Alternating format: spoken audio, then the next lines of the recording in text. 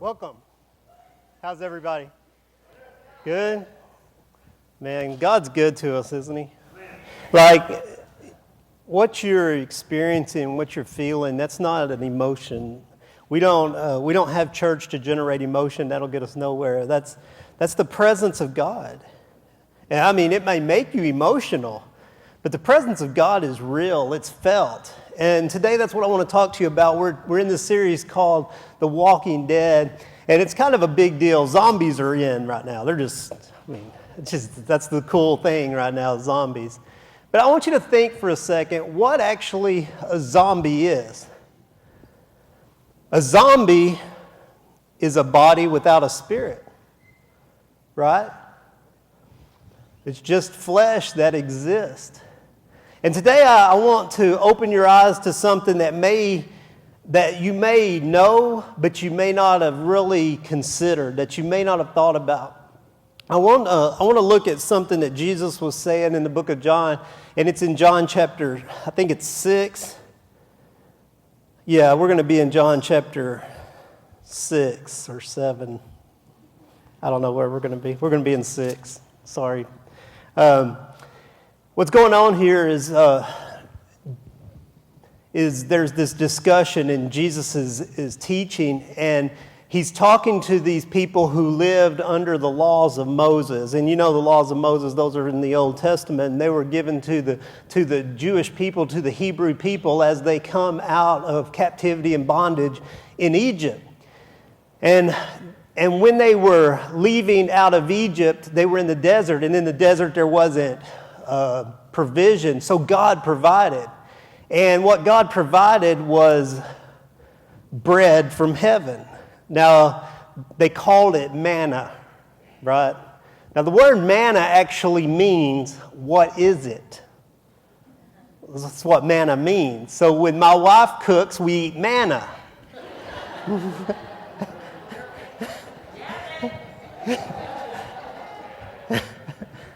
Manna from heaven?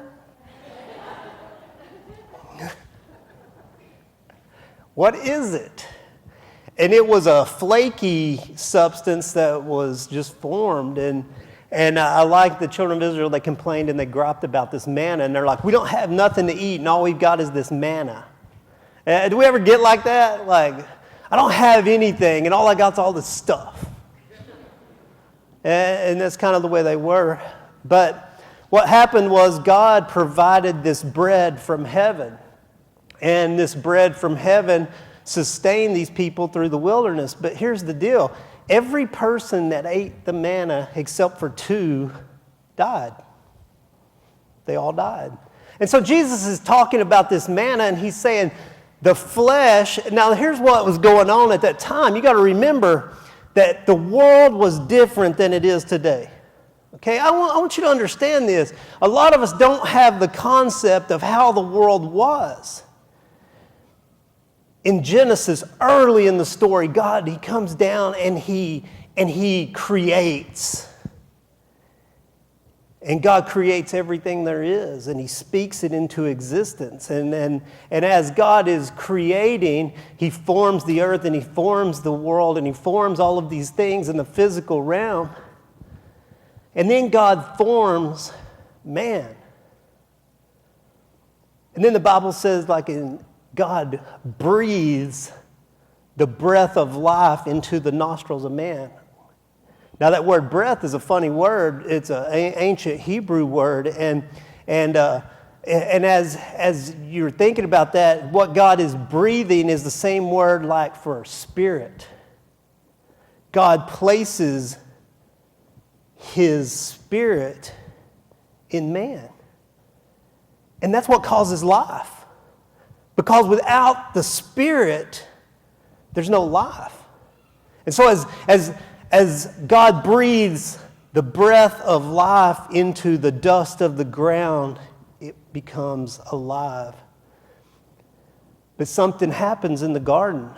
And guys, this is so deep, I can't even begin to start in on what all was going on.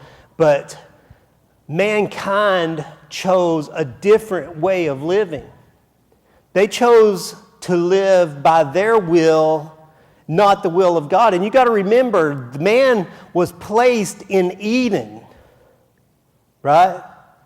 Now remember what Eden is, right? What is Eden? Heaven, paradise, okay? Eden is heaven. It's actually the Jewish word heaven is Eden. So man is in heaven, Eden, and man chooses a different way. Now heaven, what is that? What is Eden? It's the presence of God. And I'll challenge you to this, that heaven is God himself. So mankind was in God and chose a different way. Man was alive and had the Spirit of God and chose a different way. So what God does is he expels man from heaven, Eden, himself, and puts up a guard and says that man can't have access anymore. And this is the fall. It's all like Genesis 3. This is how mankind got in this shape. So then from the fall, Genesis chapter 3, until Messiah, mankind is separated from heaven. There's this funny way that it's said, it's God, he sees all this stuff that's going on. And at one place in the Old Testament, God says, I won't allow my Spirit to dwell in man for any more than 120 years. And what he's saying is, in essence, I'm not going to allow humans to live more than 120 years. But the way he says it, he's not like, I'm going to kill people at 100. He's like, I'm not going to allow life past this point. Like, I'm going to take the spirit of life. And what we notice, and what you may have noticed if you've been to any funerals, is that when God takes the spirit of life, then the body doesn't do a whole lot. Have you noticed the inactivity at funerals? This is why I don't do funerals, by the way. People don't get it. Like, they don't laugh at funerals. And then I feel awkward. And then when I get awkward, I talk more. And when I talk more, I say worse things. And then I can't get out of it. We're in this ever-ending cycle, and it just gets worse. And I'm like, I got to quit. So, unless you want me saying weird things at your funeral, don't ask me. I'll do yours, man, because I can say all kinds of weird things. So you got to remember, the Old Testament, you had people that were alive, but not alive. And God, he talks to these patriarchs of the Old Testament, and you can't imagine how frustrating it would be to live in that time, because they lived according to the will of God, that God would speak to them through angels, or that God would put into the commandments, the stones that he gave Moses, and God would show them how to live this way, but it wasn't an internal struggle. It was a flesh outside exterior thing. And when these patriarchs would die, God would say, you rest a while. And so they would die even while in their death. And God would say, just rest. And there was this idea that they were waiting for the coming of Messiah.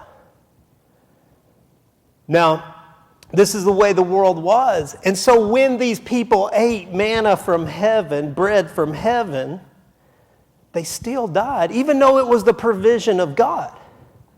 So Jesus is talking here in John, and he says, I am the bread of life.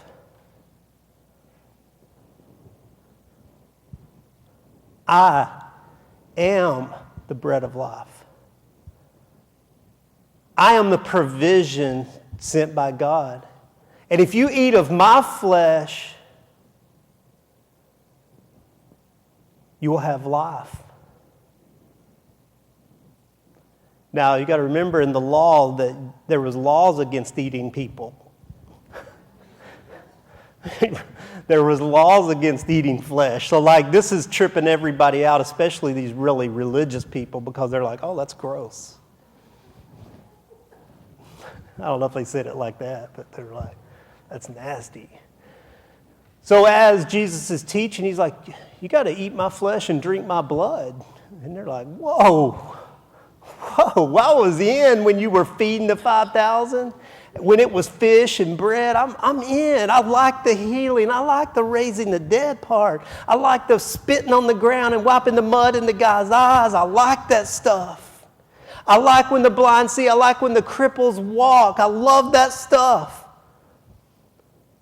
But this eating the flesh and drinking the blood thing is going a little too far. I was with you right up till then.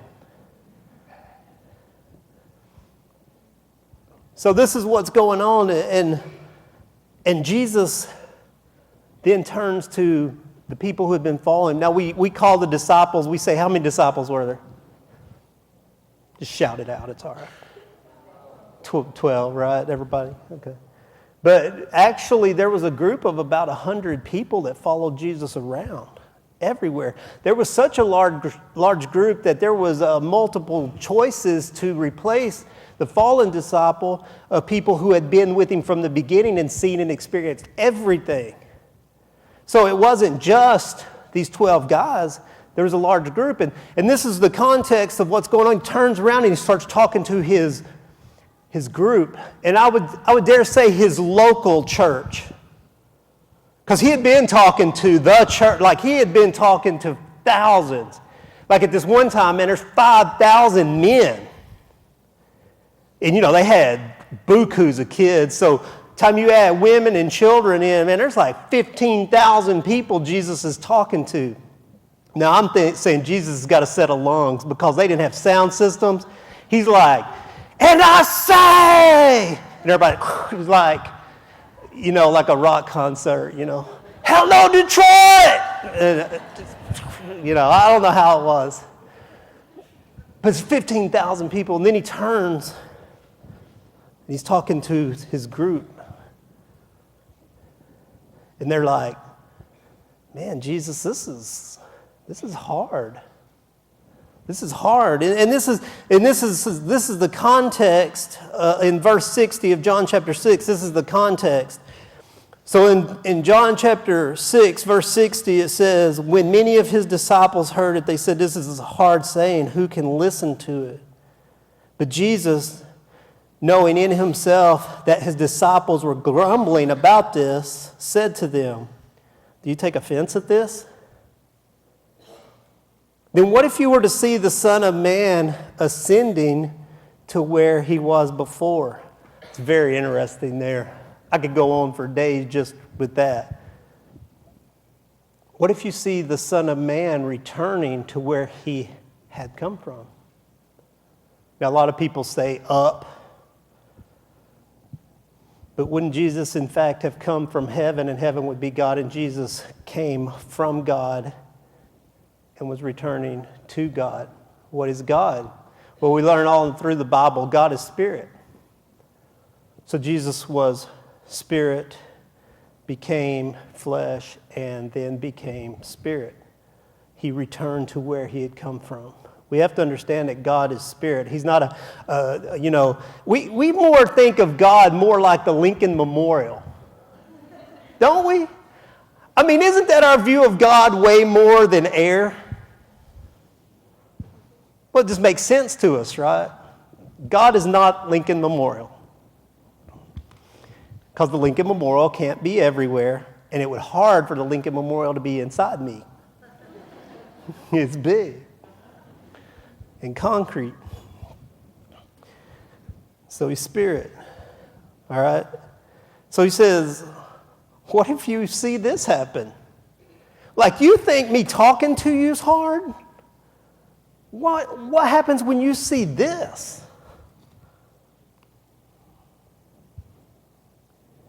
And then he says something in verse 63. He says, it is the spirit who gives life. The flesh is no help at all.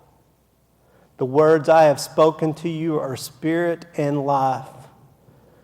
But there are some of you who do not believe.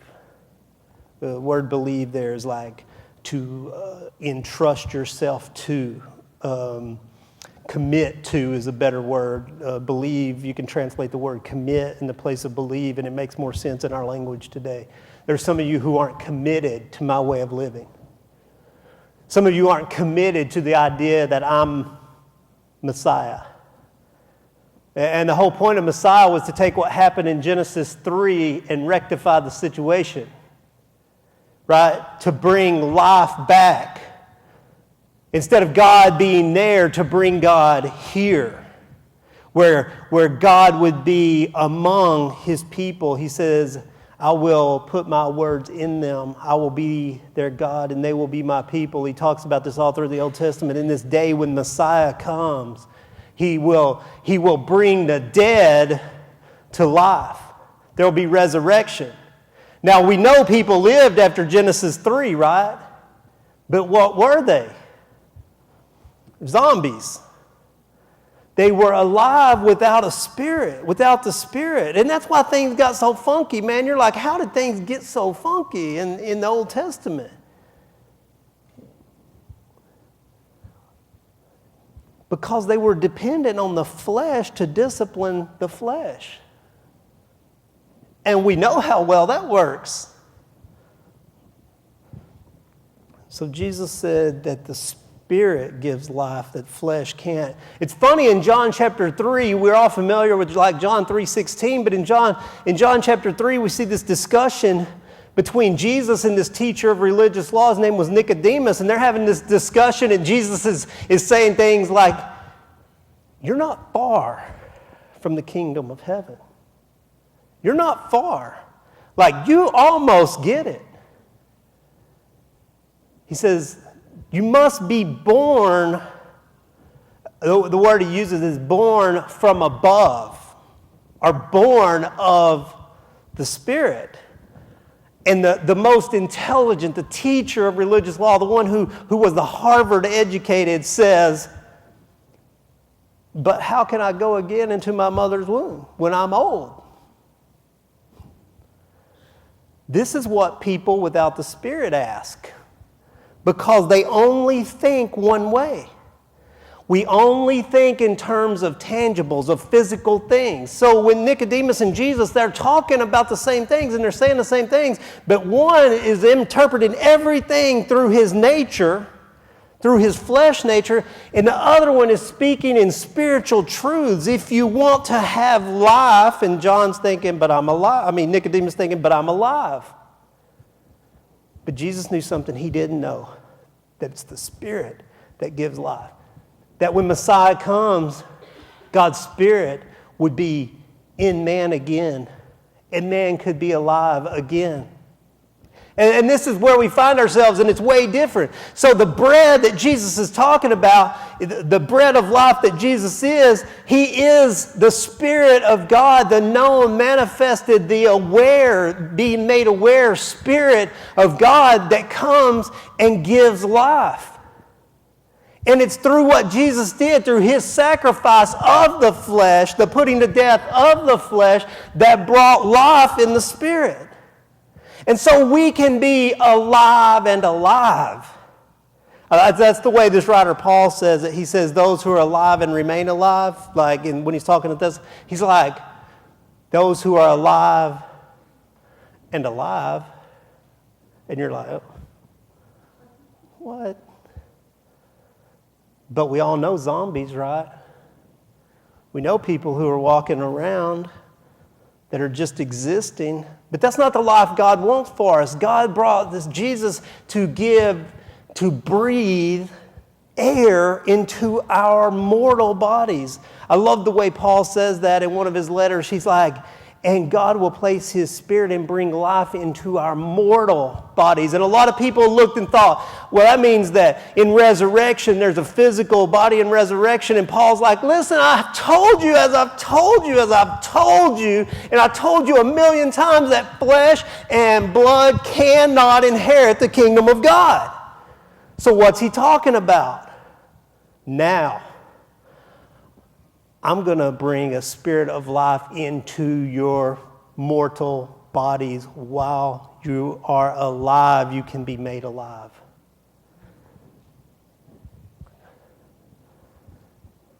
While you are alive, I want to make you alive. But man, somewhere we just got this idea in the church that we got to wait till we're dead to be made alive. It makes no sense. God wants us to be alive and alive.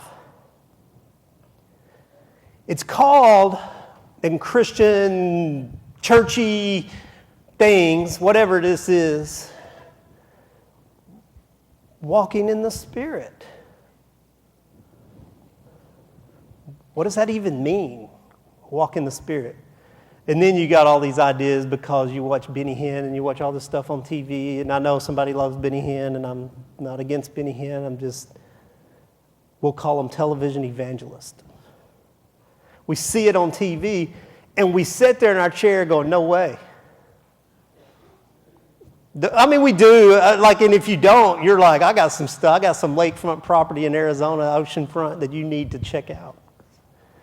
We sit there and we watch this, and we're like, no. And it turns into the zoo and into this circus, and we're like, what is going on? And so I remember when I was in the Marines, was a different time in my life. But I didn't do this because I always thought God would get me if I did. You ever feel like, anybody ever think God's going to get you? Like back in my old life, I thought God was going to get me, but my friends, man, they'd get wasted and they'd watch television evangelists. This was their entertainment. He's like, let's drink some more and watch some more of this, and it just was this big, hilarious, goofy thing. But I think we think, walk in the Spirit, and we go to there. And what it really looks like, you guys know what the Spirit is God, right? So Jesus says that if you will abide, live in me, abide in me, remain in me, I will abide and live in you. And I will be in the Father, and he will be in me. And he goes in this long thing, and he's talking about how we live in the Spirit, how we are made alive in God, in the Spirit. And so when Paul's talking about walking in the Spirit, that's where he kind of coined that phrase, walking in the Spirit. The better translation would be keep step with the Spirit. Not to walk with, don't fall behind. Remain in, keep up with the Spirit. So as this life of walking in the Spirit, what it means is that God breathes life into us. And then if we want to have life, we have to remain in the Spirit. But we get these religious ideas of being slain in the Spirit. Okay, now I'm not against all of that stuff. I don't care, because I'll tell you this, being slain in the Spirit has to happen. It has to happen. Now, it's not funky and crazy, and we're not going to do weird things to you. It's not like if somebody has to slay you in the Spirit, that is pushing you down in the flesh. Okay? Being slain in the Spirit means that the Spirit of God slays your flesh. That happened to me. I remember it well. I remember that the Spirit of God so consumed me that I was dysfunctional in the flesh. I think we have to be slain. I think our flesh has to be killed to be made alive in the Spirit. And I think this is what the cross was all about. A slaying of the flesh so the Spirit could be made alive.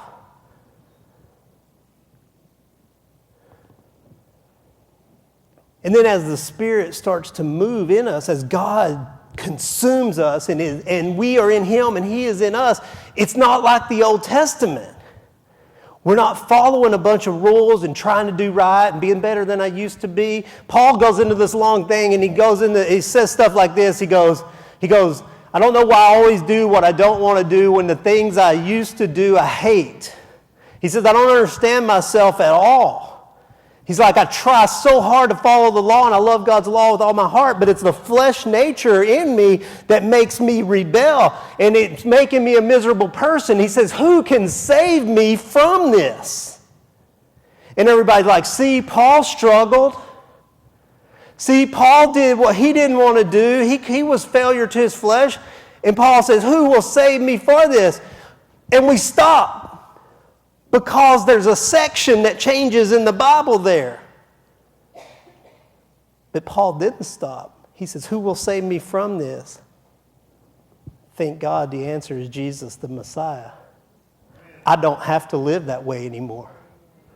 See, when we're relating to Paul in this, I don't know why I do the things I do thing, we're saying, amen, man, I agree with Paul there. What you don't understand there is Paul wasn't filled with the Spirit. He wasn't a follower of Jesus. He says, thank God Messiah saved me from having to live that way. See, it helps when you read on. You're like, I found a verse, man, and I'm going to hold on to it. One of my favorite verses used to be, let's feast and get drunk for tomorrow we die. That's like a verse in Ecclesiastes. Like, it's in the Bible. In the Bible. Hold on. It's amazing the verses you will memorize to manipulate everything in your life. It's not right though, right? You understand that? So as we're made alive and we walk in the Spirit, we become in the Spirit. What does it look like? How do we live in the Spirit? I think that's the question that you're all asking, right?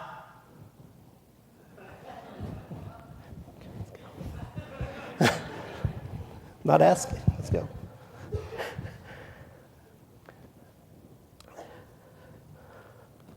We live in the Spirit like this. I want you to understand that this isn't following the Bible. Okay? Following the Bible would be very Old Testament in nature, disciplines of the flesh. But here's the good thing. The Bible agrees with the Spirit. So I can follow it. Right?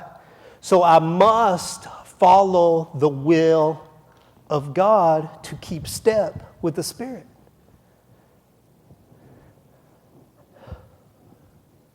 It's easier to say what it doesn't look like than what it does look like. Does that make sense? I can tell you what not walking in the Spirit looks like easier than I can tell you how to walk in the Spirit. So let me do that. Paul, this writer, he's talking about this in the book of Galatians, and he's writing in Galatians chapter 5, and he says this in chapter 5, verse 13. He says, you were called to freedom, brothers. Only do not use your freedom as an opportunity for the flesh. Like you were called to life in the Spirit. But don't use that life in the Spirit to say, oh, we're under grace now. I can do whatever I want to because Jesus paid it. I'm not free to do as I desire. I'm free from the chains and the bonds and the prison cell that I once was in when I was dead. But now that I'm made alive, I can't use that freedom to suit my desires. This is what Paul's saying. He says, for the whole law is fulfilled in one word, you shall love your neighbor as yourself. But if you bite and devour one another, watch out that you are not consumed by one another. But I say, this is Paul talking, but I say walk in the Spirit, and you will not gratify the desires of your flesh. For the desires of the flesh are against the Spirit, and the desires of the Spirit are against the flesh. For these are opposed to each other, to keep you from doing the things that you want, to keep you from doing the things that your flesh wants to do. He says this, but if you are led by the Spirit, you are not under the law. You got to remember the law, the rules are for the flesh, and it's about discipline of the flesh. And so some of you guys are way more disciplined than others. Some of you can follow rules, and some of you had a hard time following rules. And God knew this about people, right? So he says, okay, we're done with following the rules. I'm going to get in you. And then you can't run. And you can't hide. And you don't have any option. You can fight all you want to, but you're never going to find peace. You're never going to be able to run and hide. You're never going to get away from me. I'm going to be all over you all the time, 24/7. And like, you're not going to find it unless you submit and surrender and you give in to me, because the Spirit is strong. And here's the thing that a lot of people don't understand. God wins. He wins. Every time. So Paul says it looks like this. But if you're led by the Spirit, you're not under the law. Now the works of the flesh are evident. We know that the Spirit is an inside thing, okay? But the flesh is an inside thing too. All right?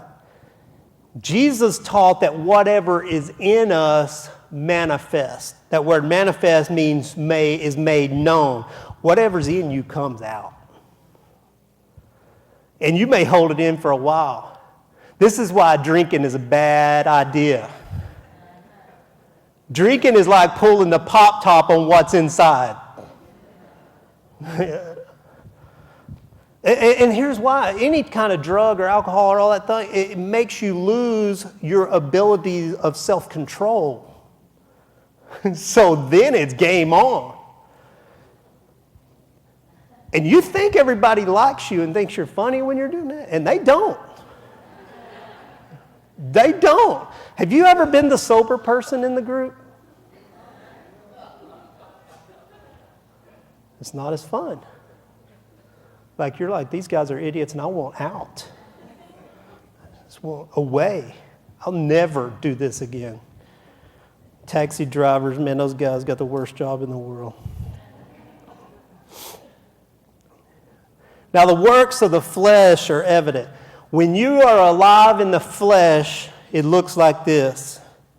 Sexual immorality. Paul starts right there every time, because he has this idea that nothing affects our lives so much than sex, because what we do is not just us, it involves others, and it is on a whole different level than just the physical. You can't have just a physical relationship.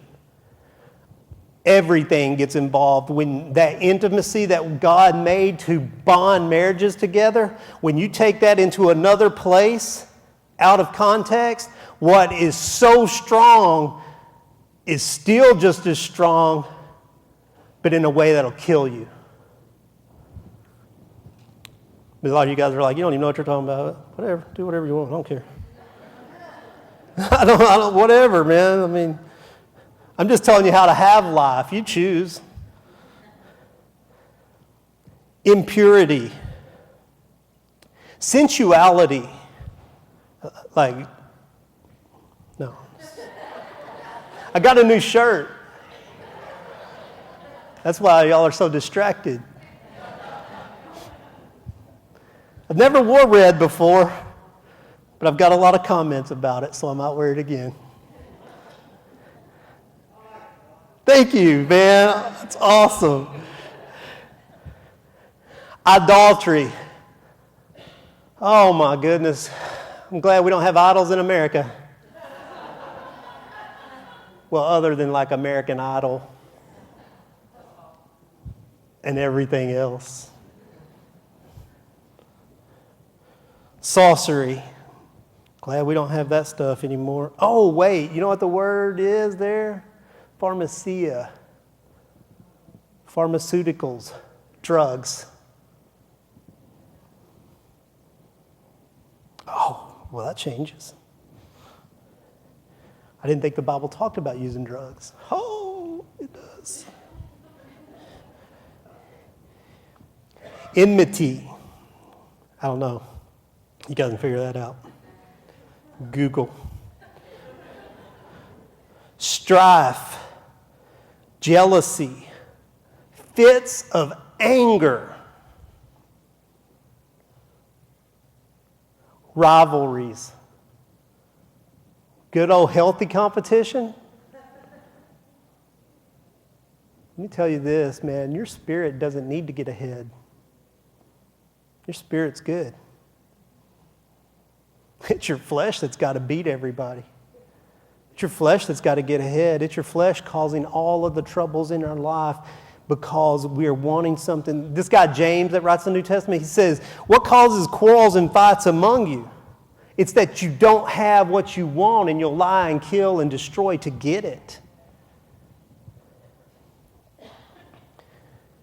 He says this, he says dissensions. It's like forming a group to go against another group. Divisions. Envy. Now, this sounds like the church, right? I mean, in a weird way, it's like our spirit-filled churches have become spirit-flesh-filled churches, right? Because all of this stuff is still there. Drunkenness. Orgies. Celia hates when I talk about stuff like that. It's in the Bible, babe. Got to say it. If you don't know what that is, ask your mom and dad. Y'all are like, please just go past that.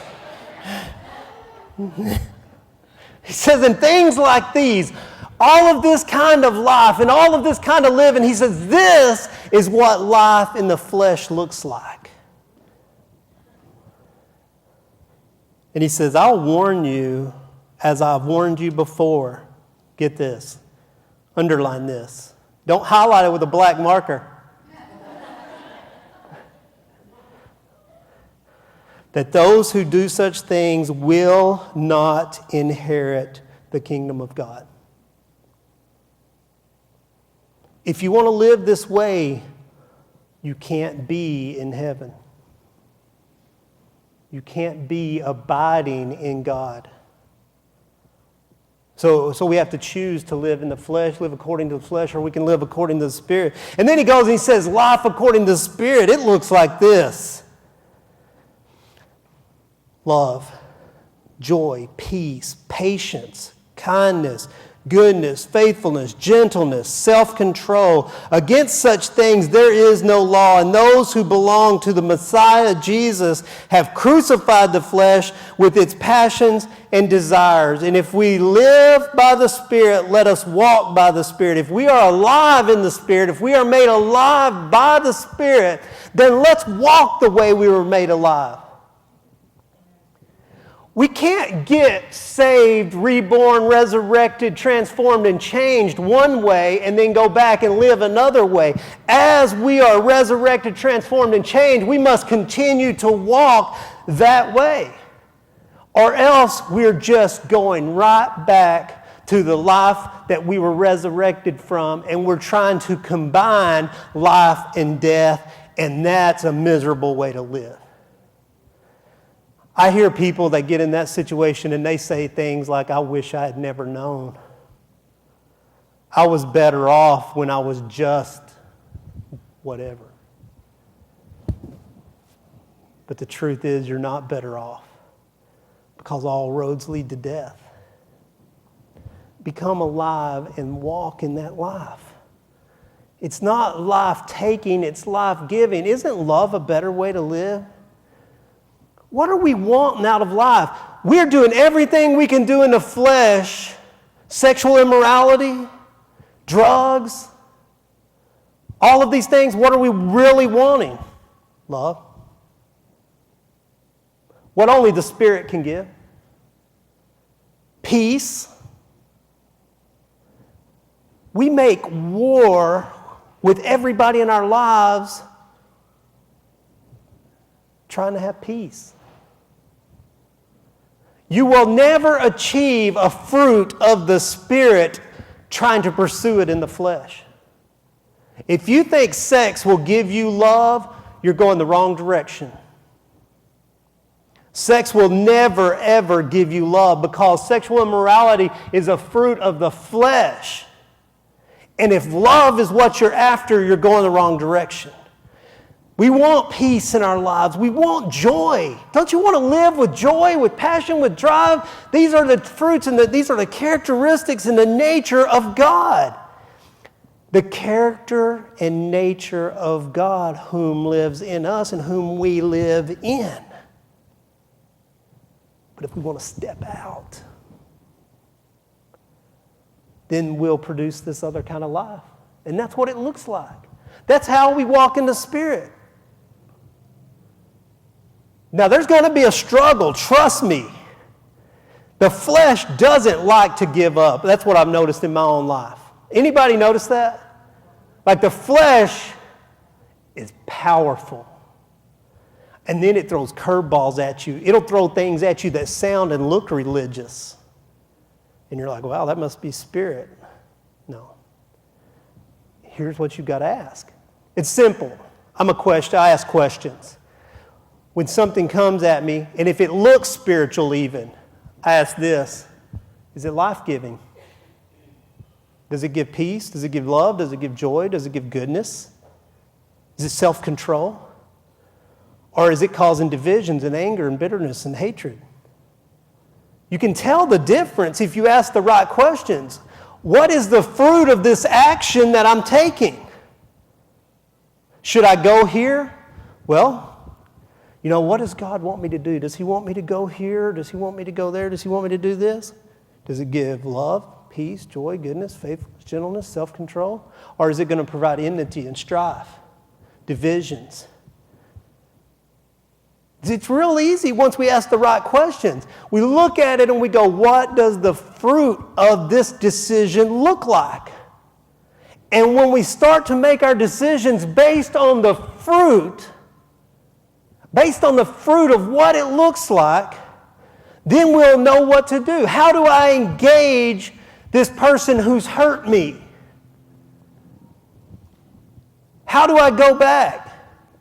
How do I confront this person who's hurt me, who's done this thing to me?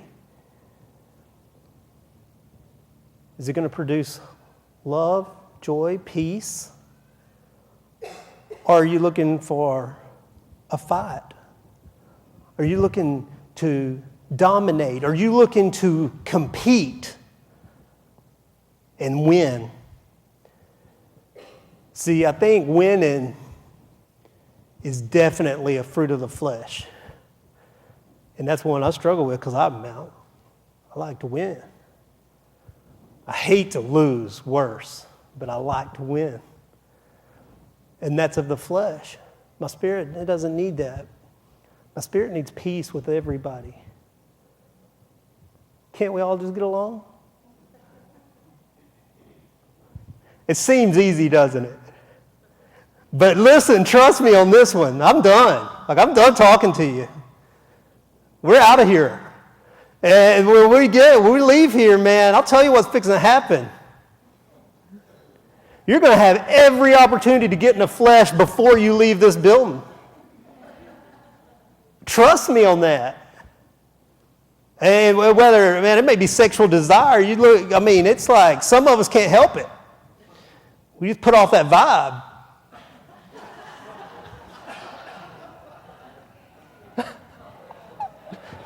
I'm telling you, man, something's going to hit you before you leave here. We have to choose every single minute. And here's what happens. The minute you bow up and say, man, I got this. Whew. I'm walking tall in the Spirit. Praise Jesus all day long, fish on the car.